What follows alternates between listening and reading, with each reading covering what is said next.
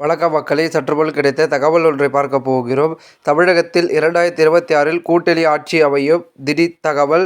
இந்த ஒரு தகவலை பற்றி தான் நாம் பார்க்க போகிறோம். தகவலை பார்ப்பதற்கு முன்னதாக நீங்கள் நம்மளுடைய சேனலுக்கு புதிய பார்வையாளர்களாக இருந்தீர்கள் என்றால் மறக்காமல் நம்மளுடைய சேனலை சப்ஸ்கிரைப் செய்து வைத்துக் கொள்ளுங்கள் மக்களே. தமிழகத்தில் 2026 தேர்தல் தேமுதிக அங்கம் வகிக்கும் கூட்டணியே மகத்தான வெற்றி பெறும் என பிரேமலதா அவர்கள் விஜயகாந்த் அவர்கள் தெரிவித்திருக்கிறார்.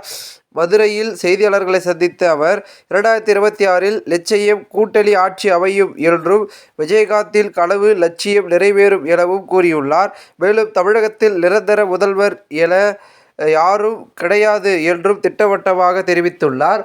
மேலும் இதனைத் தொடர்ந்து தமிழகத்தில் இவர் சொல்வது போலவே கூட்டணி ஆட்சி அமையுமா என்று கேட்டால் அது போன்ற சூழல் பார்த்திங்கன்னா உருவாகி கொண்டிருக்கிறது. ஏனென்றால் தற்போது திமுக தங்களது கூட்டணியில் உறுதியாக இருக்கிறது. தம்முடைய கூட்டணி கட்சிகளை எக்காரணத்தை கொண்டு வெளியே அனுப்பக்கூடாது, நம்மளுடனே பார்த்திங்கன்னா வைத்து பயணித்து கொண்டு இருந்தால்தான் நமக்கான வெற்றி என்பது கிடைக்கும் என்பதில் உறுதியோடு இருக்கிறது திமுக. அதனால் தங்களுடைய கூட்டணியை வெளியேற விடாமல் பார்த்து கொண்டிருக்கிறது பக்குவமாக. மேலும் அதிமுக கூட்டணி இன்னும் பெரியதாக உருவாகவில்லை என்றதன் காரணமாக பாஜக மட்டும் அதிகாரப்பூர்வமாக இணைந்திருப்பதன் காரணமாக மற்ற கட்சிகளை கூட்டணிக்கு வாக என்று அழைத்து கொண்டிருக்கிறது. மற்ற கட்சிகளும் போகலாம் வேண்டாமா என்ற எண்ணத்தில் தங்களுடைய நாட்களை கழித்து கொண்டிருக்கிறார்கள்.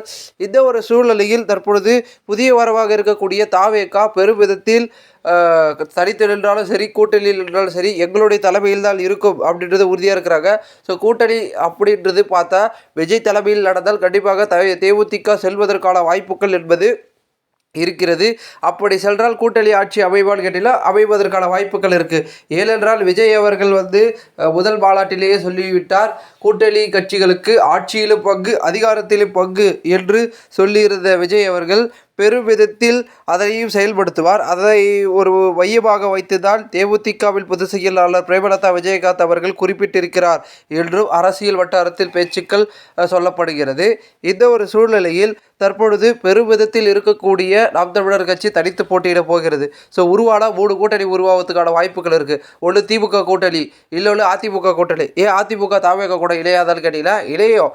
பாஜக இல்லாத அதிமுக தாவேகாவுடன் இணைவதற்கான வாய்ப்புகள் இருக்குது. பாஜக தனியாக நிற்கிறதுக்கு சான்ஸ் இல்லை. ஸோ இதோட கூட்டணியோடு தான் இருக்கும். அதிமுகவை அது விடவே விடாது பாஜக. ஸோ அதனால் அதிமுக தனியான கூட்டணியாக இருக்கும். தாவேகா தனி பெரும்பான்மையுடன் ஒரு கூட்டணி அமைச்சு அதன் மூலமாக அது மாதிரி ஒரு சூழல் இருக்கிறது.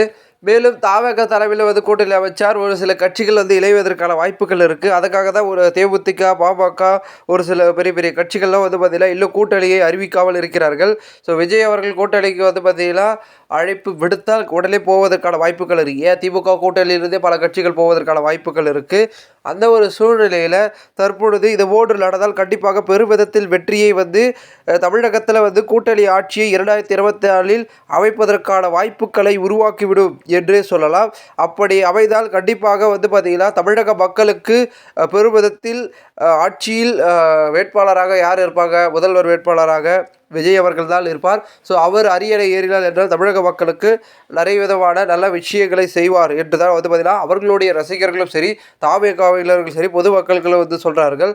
ஒரு உண்மை என்பது வெற்றி பெறும், வெற்றி நிச்சயம் என்ற ஒரு நோக்கத்தில் பயணித்து கொண்டிருக்கும் தாவேகா அவர்கள் இந்த ஒரு களத்தில் முதலமைச்சர் அரியணையை பிடிக்குமா, என்ன நடக்கப் போகிறது என்பதை பொறுத்திருந்து பார்ப்போம். தேர்தலுக்கு இன்னும் நாட்கள் நெருங்கிக் கொண்டே இருக்கிறது. மேலும் இந்த ஒரு தகவலை குறித்த பொதுமக்கள் உங்களுடைய கருத்துக்களை கூறுகள். இது போன்ற லீகல் அரசியல் சாதனைக்கு உங்களால் தினசரி தெரிந்து கொள்ள சேனலை சப்ஸ்கிரைப் பண்ணுங்கள். நன்றி, வணக்கம் மக்களே.